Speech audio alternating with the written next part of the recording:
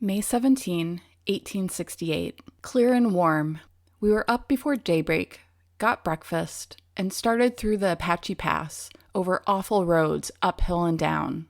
We had to tie the wagon wheels with ropes, and then in some places the men had to stand on the wheels to keep them from turning over. Every man who could leave the wagon had to take his turn and go on guard through the pass. We passed the place where there had been 60 persons killed by the Indians, and saw their graves. We got through by 11 o'clock and were camped at the foot of the pass between the mountains, near a station where there is a company of soldiers. The Indians are very bad. They ran a herd of stock off from here a few days ago. There's plenty of grass and wood here, but water is scarce. The soldiers are thick in camp. Gatewood sold 4 horses to them. We have not spent the Sabbath as we ought. During these days, the Shackelfords were traveling through the territories of the O'odham and the Chiricahua Apache. I'm Jen Glabius, and this is the Halenaki Deep Dive, a podcast about the process of mapping and analysis for historical and archaeological research using open source tools. In this episode, I'll discuss Apache Pass, before, during, and after when the Shackelfords traveled there, and also talk about progress I'm making on the 1865 and 1868 route maps. Let's dive in. Okay, before I begin, I just want to give a heads up that in this episode, I'm going to be talking about warfare between the U.S. Army and the Apache, the Chiricahua, and so I'm not going to get into too many details, but there are certain things that might be disturbing, so just be warned about that. All right, with that, so in the last episode, I talked about the establishment of the Butterfield Overland Mail Route in 1857-1858, which is the route that the Shackelfords took most of their way back from California to Missouri, since they were going through Texas. And I also talked about how the stations of the Butterfield Overland Route either were placed at existing springs or the Overland Mail Company established cisterns at those stations to deal with water issues, because traveling through the Southwest United States, the issue of water and then also grass for your livestock and wood for cooking are very important. And that brings me to Apache Pass, which was the location of one of these Butterfield mail stations. I did some looking around, and I tried to find the Apache name for the pass, but I was unable to find anything about that. But the Apache themselves and the peoples before them had definitely established trails that went through Apache Pass. The Spanish called the pass Puerto del Dado, or Pass of the Die, as in you'd have to roll the dice, gamble with your life to go through this pass. But Apache Pass was a main route in this area because it was the location of Apache Spring, which was, by some reports, the only source of water in a 60-mile radius. So it was a super important place to actually be able to get water. The main people, by the time that the Butterfield station at Apache Pass was established, the main indigenous peoples of this area were the Chiricahua Apache, of whom you might have heard of Mangus Coloradas, Cochise, and Geronimo, who all play parts in the story I'm going to tell about Apache Pass. Apache Pass itself was a strategic location. It had the water and then a Butterfield stage station, and after that, 2 successive U.S. Army forts that were both called Fort Bowie. So to give context for the travel that the Shackelfords did through Apache Pass, I'm going to give you some history about Apache Pass, partly because events there set off violence in the Southwest that lasted for about 30 years, known as the Apache Wars, where the Chiricahua Apache were fighting against the U.S. Army. But at the very beginning of this, during the first half of the 1860s, the Confederacy were also players in what was basically a war between 3 parties. So part of the information I'm pulling from talking about the context and the history of Apache Pass comes from a few different sources. One of the most helpful was a 2016 article by Megan Kate Nelson called The Civil War from Apache Pass, which was related to a book she released in 2020 called The Three-Cornered War: The Union, the Confederacy, and Native Peoples in the Fight for the West. It's a book I haven't read yet, but it's on my reading list. Another source was the National Park Service Chiricahua National Monument website, and also their website for Fort Bowie, which is also a national monument.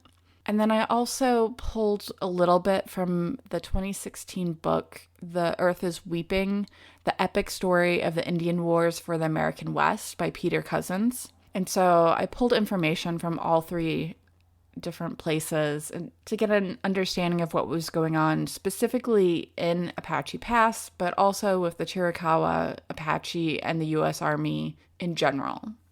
We'll start this story talking about in 1857, 1858, as I've talked about, the Butterfield Stage Company, the mail company, established stage stations along their route. And they negotiated with Cochise and Mangas Coloradas, who were both leaders of different bands of the Chiricahua Apache. And as a result of these negotiations, the Butterfield Company was allowed to build stations in their territory in exchange for rations of food and trade goods. So the Butterfield Mail Company could build their stations, and their wagons were allowed to pass freely through the area without any problems.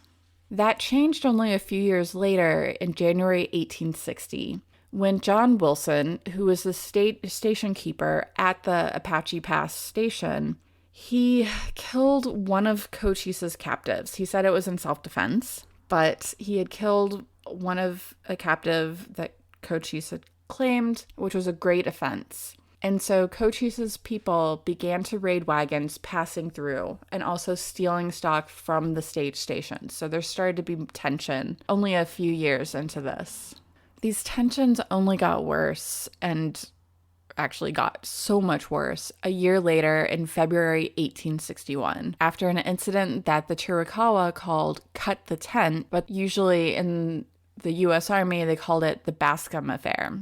How it started was in January of 1861 when Apaches, who were not of Cochise's band, had raided a ranch in the area and stolen livestock and kidnapped a 12-year-old boy named Felix.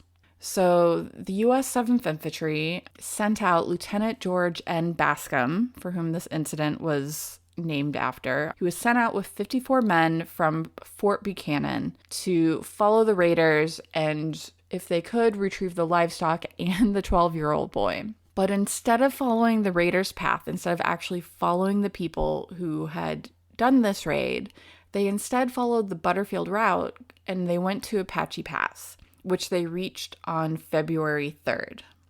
The next day, February 4th, Lieutenant Bascom met with Cochise, who had brought some of his family, wife, children, a favorite brother, with him to Apache Pass. Bascom demanded that Cochise return the stock and the boy. Cochise, because he had not been involved, said he didn't have them, it was someone else, but he could return the livestock and the boy within 10 days. Lieutenant Bascom made big mistakes. The biggest of which was that instead of saying, hey, yeah, please go get the livestock and the boy back, 10 days is great, he instead said that he would take Cochise and Cochise's party, including Cochise's family, prisoner until the stock and the boy had been returned. At this point, Cochise and his brother, they got out their knives, they cut through the tent, hence the name that the Chiricahua gave to this incident, and they got out of there. But some of Cochise's family were still held prisoner. And over the next several days, so Cochise had not been involved in the original incident, like stealing the livestock, taking the boy. But now he had been threatened to be taken prisoner. And so now he's like, and it's on U.S. Army. And so The U.S. Army and Cochise's people exchanged gunfire at Apache Pass over the next few days. Some American prisoners were captured from the mail station and from an eastbound stagecoach. So the Cochise had some prisoners, the U.S. Army had prisoners. In addition, some Mexican Teamsters were captured by the Apache, but because the Chiricahua didn't see value in them within the standoff, the Apaches burned them alive after tying them to their wagon wheels. So this is gruesome. On February 7th, so this is a few days after the beginning of this, Cochise and his men drove off the stock animals from the soldiers so that soldiers wouldn't be able to follow them, and then they withdrew. On February 16th, reinforcements for the soldiers arrived and found that the American prisoners that Cochise's people had taken had been killed. And so the soldiers buried the American captives, under some oak trees at the edge of Apache Pass. And then they hanged their Apache prisoners, including Cochise's brother. They hung them from those same oak trees. And so things basically exploded. The Apache were fighting, trying to exterminate. They were just so angry that Cochise had been captured in that way.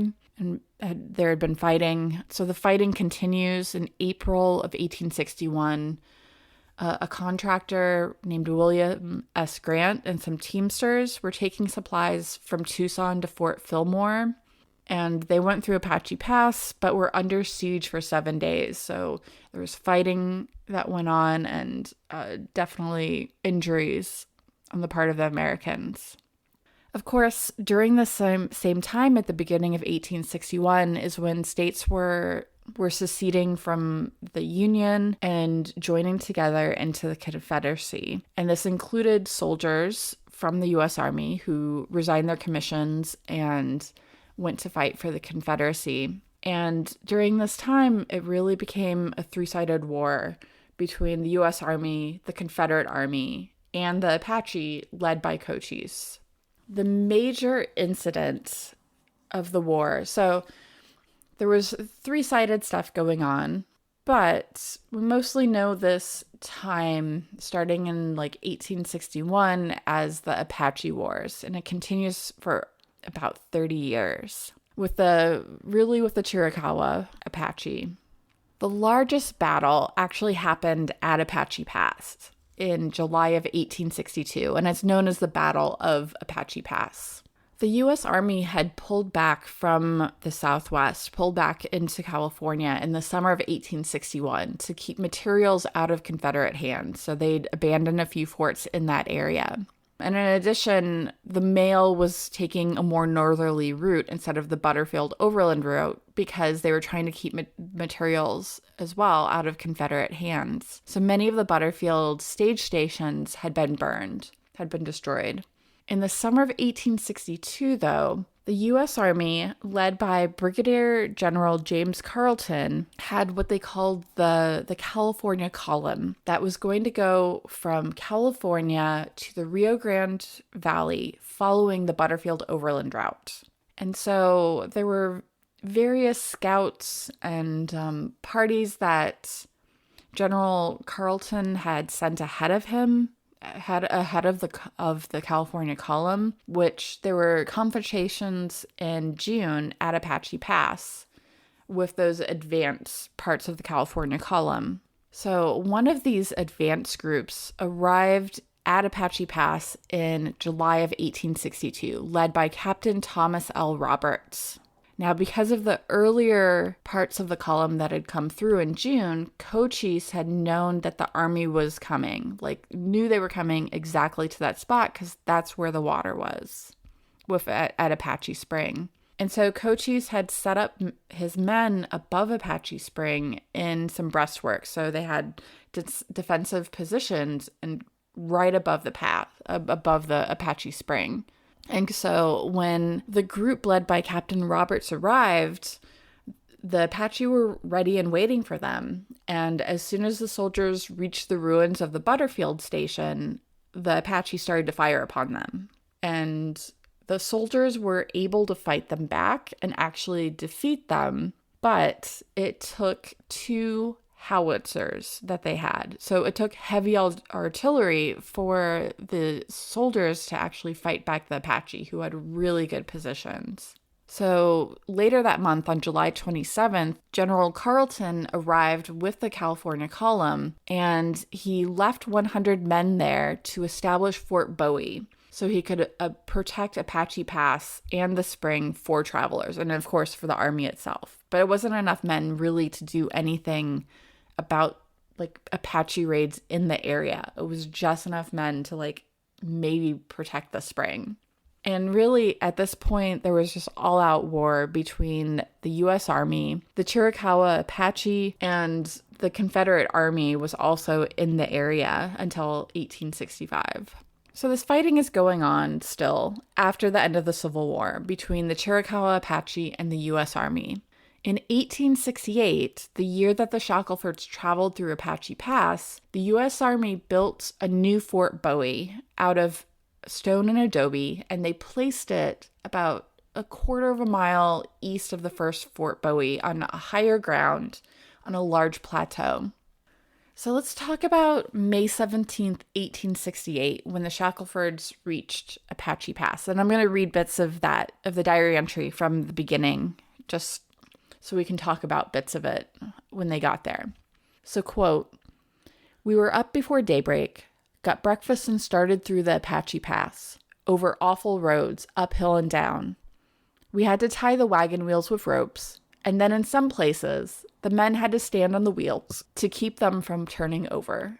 Now, this is a very bad road. The Shackelfords had been over bad parts of roads in 1865 and other parts of this 1868 trip, but I can't remember Ruth describing anywhere else where they had to tie ropes onto the wagon wheels and have like men stand on the wheels to keep them from turning when they were going someplace. So this must have been an especially bad route. I can't imagine. I'll have to look for if there was anything else close to this, anywhere else the Shackelfords had traveled. All right, here's the next bit. "Every man who could leave the wagon had to take his turn and go on guard through the pass." Fighting was ongoing between the Chiricahua Apache and the U.S. Army.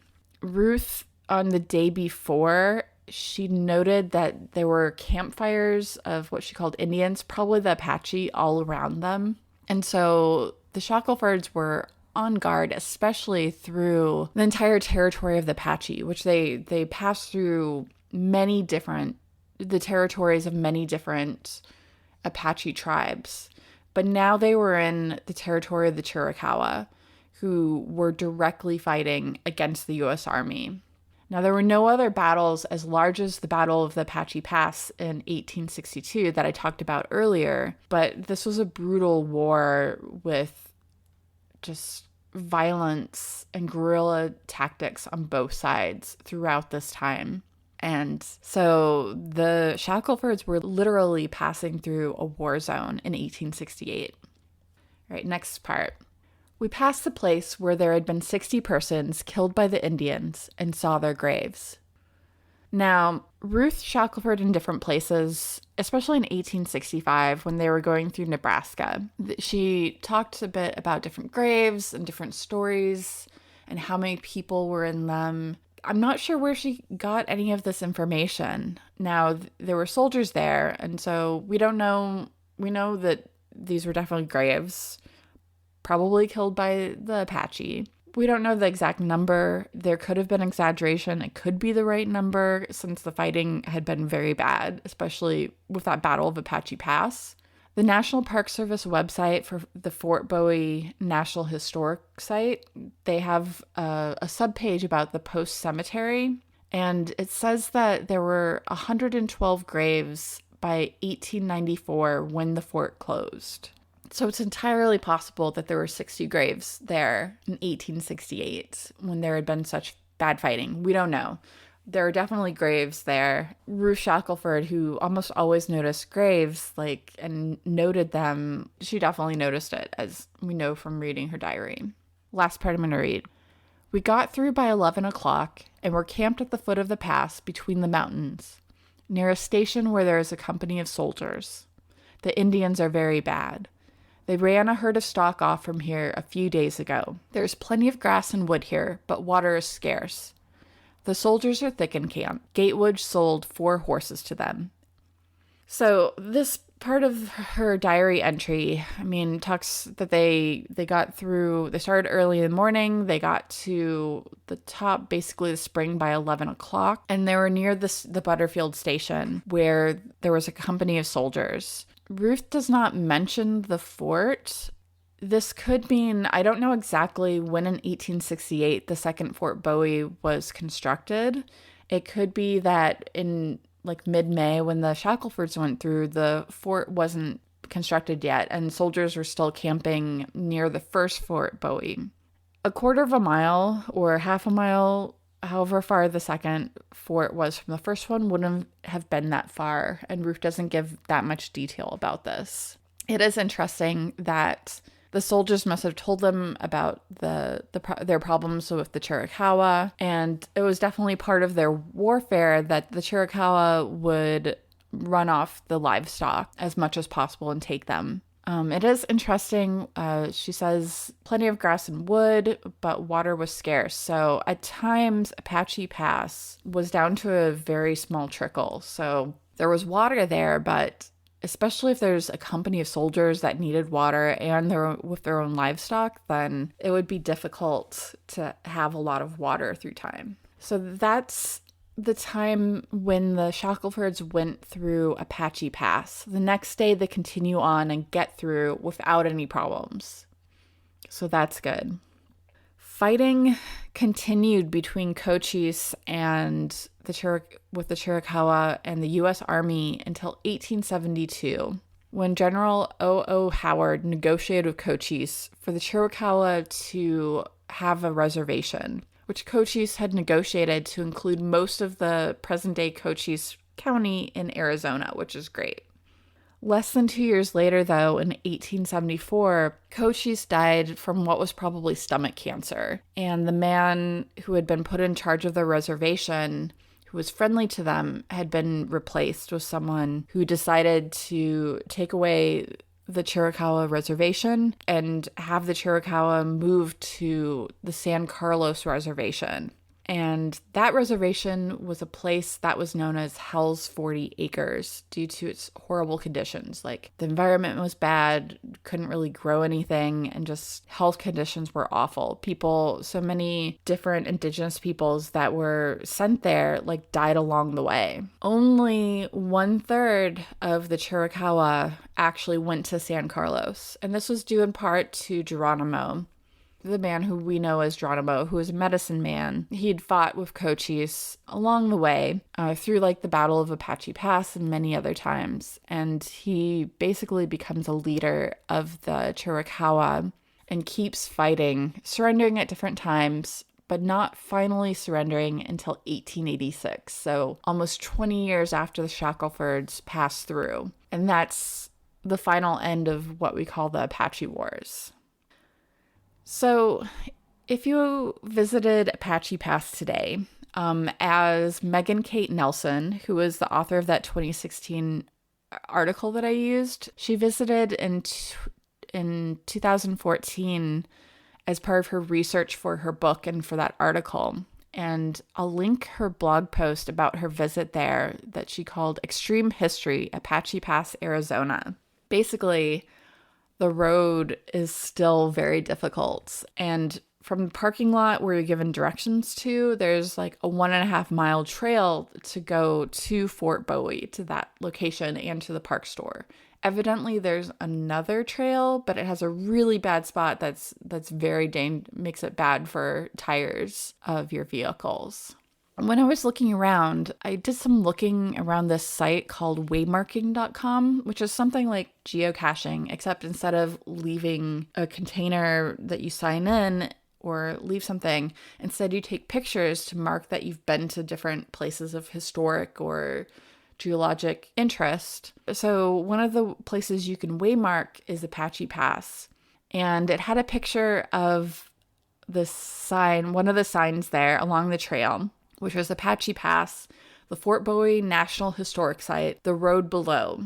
And I'll post the link to the picture, but just know that part of Ruth Shackelford's May 17th, 1868 diary entry that I read is on that sign. And the sign's all about the care that needed to be taken to travel Apache Pass, both like just how difficult the road itself was and the dangers from the fighting that was going on, which was super interesting. So someday going to take a road trip and going to see Apache Pass. I also wanted to mention very quickly, Ruth Shackelford, when she talked about Indigenous peoples in her diary, she almost always refers to them as Indians, no matter the tribe, no matter the people. She does not distinguish between the very, very different peoples, Indigenous peoples that she came across. The one exception were the Apache, who she sometimes actually referred to by that name, although she still usually used the term Indian. But I just wanted to mark that the Apache were a tribe that warranted special mention by Ruth Shackelford. All right, so a little bit about an update about the mapping work. I have been very, very slowly working towards getting route maps. I've downloaded the places I've collected from NodeGoat, and just today I formatted those points that I downloaded so I can open them in QGIS. And this was important. NodeGoat had stored them in, the locations themselves were in a format that was very similar to like a GeoJSON, but I had downloaded a CSV it had like the name of the location that in that GeoJSON format, and then other information about certainty and what type of place it was. And I wanted all of that information with it, so I needed to format it. What I ended up doing was I have the raw data downloaded, and then I saved it as another name, and I took out all of the places that were not points. So there are different areas and streams, mostly streams as lines, and I took all of those out of the file, which left me with 95 points. And then I created a new column in the CSV file for taking the locations, the latitude and longitude, and putting it into a WKT, or well-known text format, which QGIS can read, which basically, to make it into a WKT, it needs points, all in capitals, and then parentheses, you put the X latitude, which is the longitude, space, and then the Y or latitude coordinates, and then end of the thing. And so I downloaded them, and in the cover image for this episode, you can see the points and also my updated route maps. So now you can see they go through the points that I have. I don't have certainty or uncertainty marked on any of these. That'll be something later when I'm not working with a very large area. And you'll also notice that I highlighted like 3 locations on the 1865 route map in yellow, and those are places where there are very few points. And so I'm going to be looking through maps from the David Rumsey map collection and try to fill in those holes as much as possible. And that's it for this episode, where I tried to provide some context for the Shackelfords' travel through Apache Pass, and with that, a bit of history about the Apache Wars. And I'm going to tell you, I had a lot of trouble with this episode, mostly because trying to strike a balance, talking about Indigenous peoples and the U.S. Army, and what level of detail to talk about the atrocities that occurred on either side is something I'm still struggling with. And it's something I'm going to keep struggling with. And part of it is my background. I was raised like watching Westerns, and I've read a ton of Louis L'Amour books. And so learning about Indigenous peoples and taking things into consideration on their side is something I'm still working through. And it's still something difficult, but it's definitely worth doing. Like, there were atrocities on both sides. History is messy, and I think this episode definitely talks about that, just talking about Apache Pass and the battles and the fighting there. And that's where we'll end this for today. Definitely check out the cover image for this episode so you can at least see the progress that I'm making on the mapping. Thanks. Email questions or comments to deepdive@hellenaki.com or ask them on the Hellenaki Deep Dive Facebook page. Show notes with links to resources mentioned in this episode are available at hellenaki.com. That's HELONAKI.com. You can also find ways to support the show at hellenaki.com/support. The Hellenaki Deep Dive is written and produced by me, Jen Globius of the Hellenaki.